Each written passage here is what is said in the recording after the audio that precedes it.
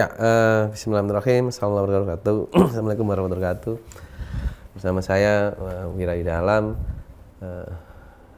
Kita bicarakan tentang manajemen retail, dan di pertemuan kali ini kita bicarakan tema tentang tipe bisnis retail.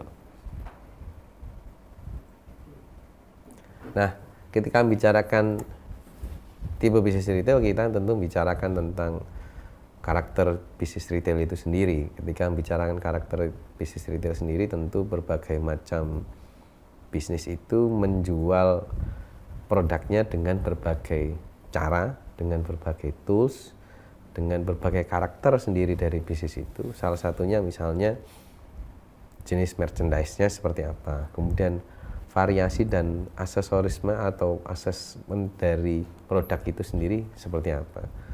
Lalu kemudian bagaimana meningkatkan pelayanan-layanan yang ingin disediakan. Dan yang keempat, tentunya bagaimana harga dan biaya yang ditawarkan dari produk tersebut memiliki keluasan dan kedalaman terhadap merchant dan layanan dari produk itu sendiri.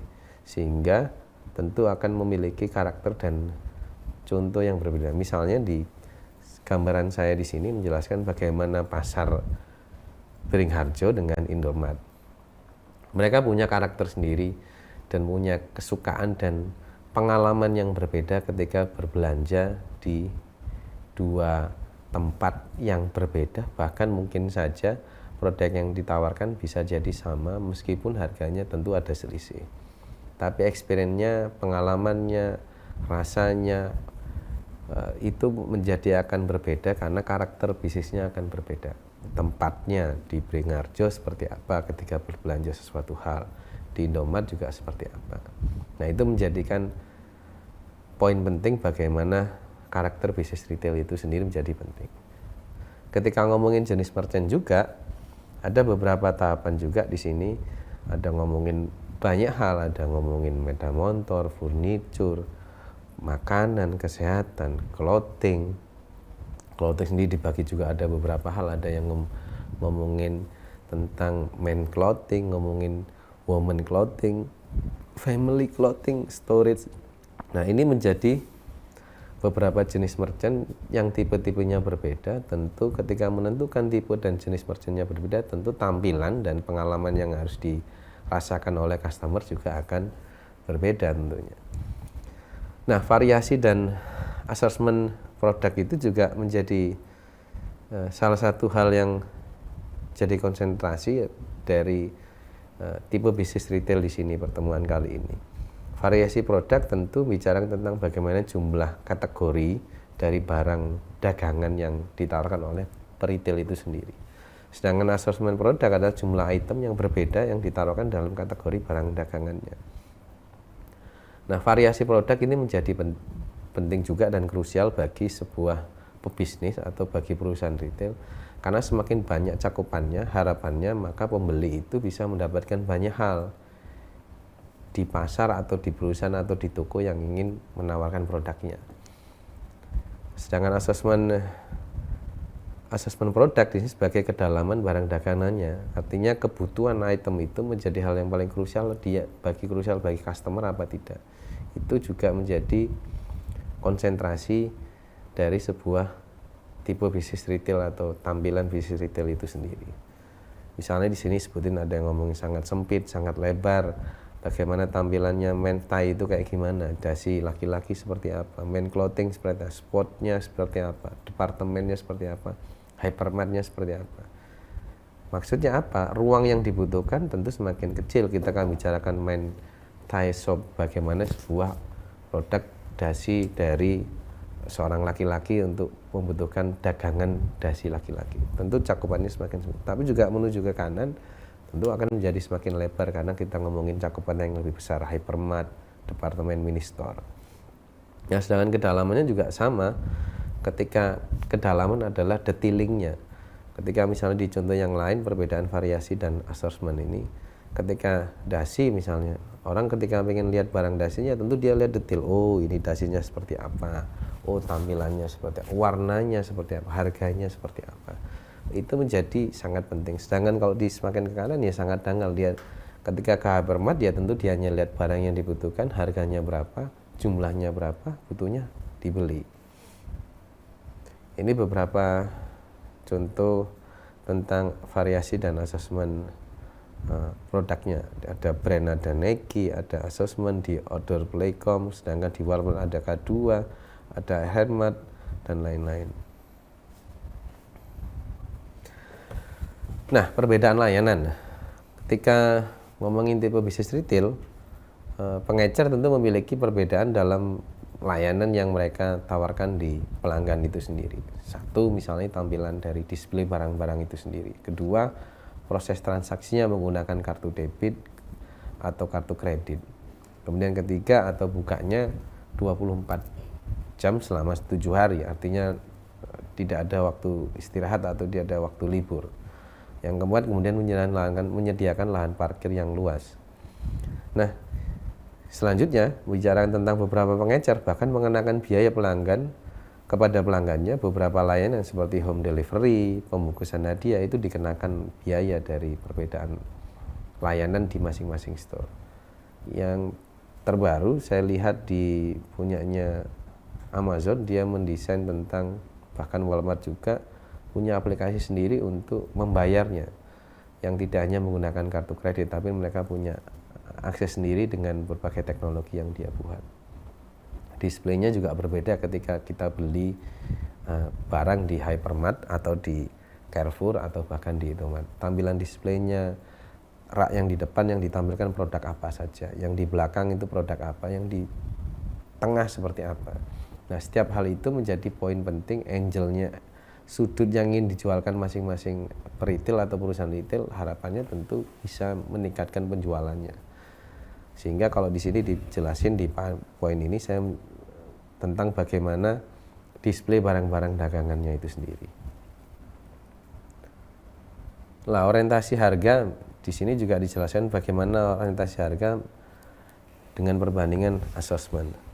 Ketika ngomongin pilihan harga, ngomongin luas, besar, sempit, dan harga, perbandingannya seperti apa. Ketika ngomongin sempit, maka harganya tinggi karena toko kebutuhan sehari-hari. Ketika ngomongin harga menengah cukupan besar, maka bicarakan toko layanan, swalayan. Ketika ngomongin rendah, maka toko yang menjual makanan dalam kotak-kotak. Begitulah di sektor yang besar dengan harga yang cukup rendah, toko memberikan diskon. Atau bahkan yang cukup luas dengan harga yang cukup rendah, toko di storage yang besar dan hypermarket memberikan barang yang lebih luas atau lebih kecil, atau bahkan memberikan diskon yang cukup besar. Artinya ada beberapa kuadran di sini sih. Coba saya tampilkan bagaimana kuadran 1, 2, 3, dan 4 menampilkan metode yang berbeda satu dengan yang lain. Ketika ngomongin low price, tentu profit yang diharapkan oleh perusahaan tidak cukup besar atau tinggi, cukup, kalau di sini bahasanya pure profit performance. Sedangkan kuadran yang kedua, specialty store, di beberapa department store menampilkan bagaimana servisnya, orientasi positioningnya seperti apa. Kemudian di yang kuadran ketiga, bagaimana price orientation positioningnya juga menjadi poin yang paling penting. Kapan memberikan diskon dan produk apa yang diberikan diskon dan berapa lama diskon itu berlaku, itu juga menjadi poin penting. Buy one get one, buy two get one, atau diskon 50% dengan produk tertentu, atau bahkan produk satu dengan yang lain dibanding dengan produk yang lainnya. Ini pricing yang menjadi penting. Sedangkan kalau low service dan high pricing, ya ini ya cukup fatal dan bahaya. Kalau di sini sebutin violent department store, value-nya cukup rendah. Ketika ngomongin value cukup rendah, tentu implikasinya cukup berbahaya. Karena apa? Ketika value rendah, maka penjualannya juga akan jatuh, brand image perusahaan cukup jatuh. Ya, ketika itu dua hal itu terjadi, ya kontinuitas dan sustainable perusahaannya untuk berkembang dan semakin maju juga menjadi tidak cukup signifikan.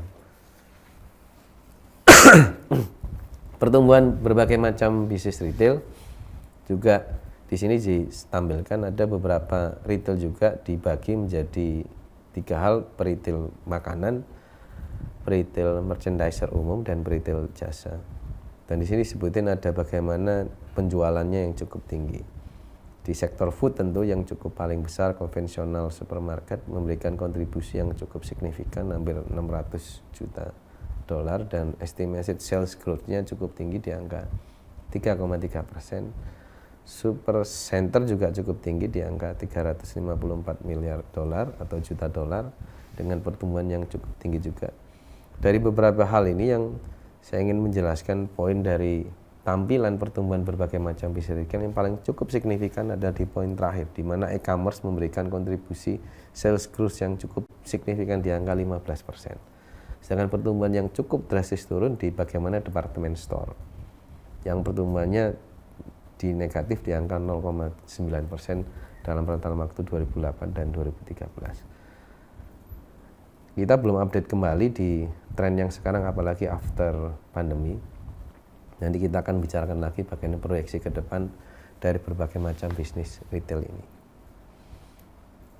Nah, ini retail food misalnya, bagaimana retail food juga memberikan kontribusi yang cukup besar dengan berbagai indikator yang berbeda tentunya.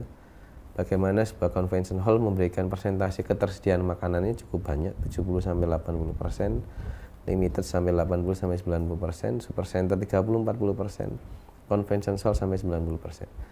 Artinya dari berbagai macam retail makanan, ketersediaan memberikan barang terhadap makanan mereka tidak 100%, ada yang cuma 70-80%, dan tentu barang yang lain diberikan mungkin saja elektronik ataupun sektor jasa. Sedangkan yang paling tinggi di limited assorted supermarket, artinya dia menentukan hal yang paling cukup signifikan di level supermarket itu sendiri.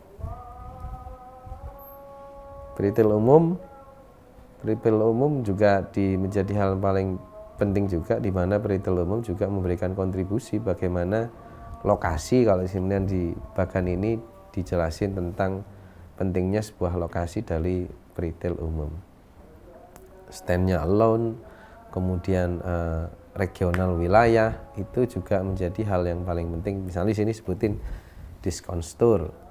Bagaimana discount store juga memberikan implikasi yang cukup signifikan dari sisi servis dan harganya. Karena ketika ngomongin diskon tentu harganya cukup rendah.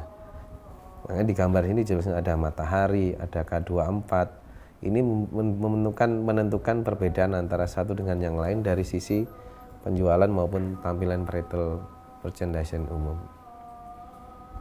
Ini kalau kemudian dibagi antara orientasi harga dan assortment di bisnis retail, kalau yang satunya membicarakan specialty store, dengan satu lagi ngomongin kategori specialty store, yang nanti akan kita bahas di detail pertemuan selanjutnya.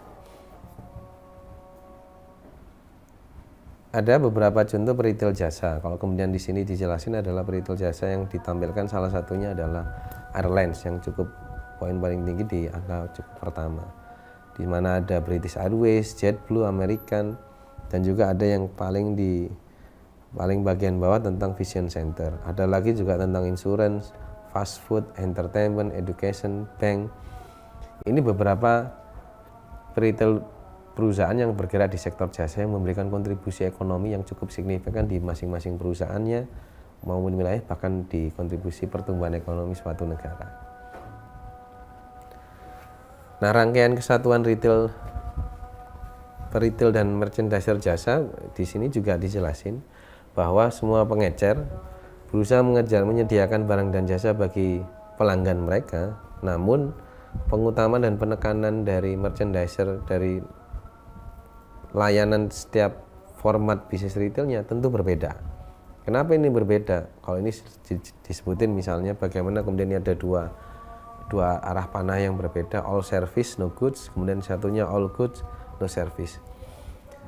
Maksudnya apa? Semakin tinggi ke sana maka yang kemudian ditampilkan adalah produk barangnya, sedangkan yang satunya memberikan produk servisnya.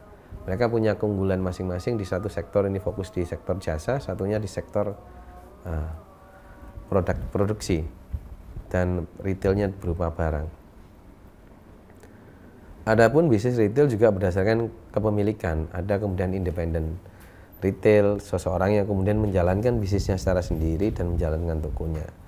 Kemudian ada corporate retail chains, jaringan retail dunia, ada Walmart, Carrefour, itu salah satu contoh korporasi retail chains.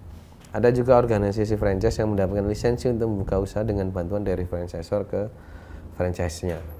Nah, ini umumnya kemudian dilakukan oleh pemilik franchise atau pemilik produk yang kemudian secara sistem ditawarkan kepada publik masyarakat yang ingin bekerja sama menjadi franchisor. Ini beberapa contohnya, ada McD, ada Baskin, ada banyak hal di sektor makanan yang kemudian bergerak di bidang organisasi franchises. Nah, itu beberapa yang bisa saya sampaikan singkat. Seandainya ada pertanyaan, kita bisa catat di bawah sini, kemudian kita diskusi untuk menampilkan tampilan yang lebih baik ke depannya. Terima kasih. Assalamualaikum warahmatullahi wabarakatuh. Assalamualaikum.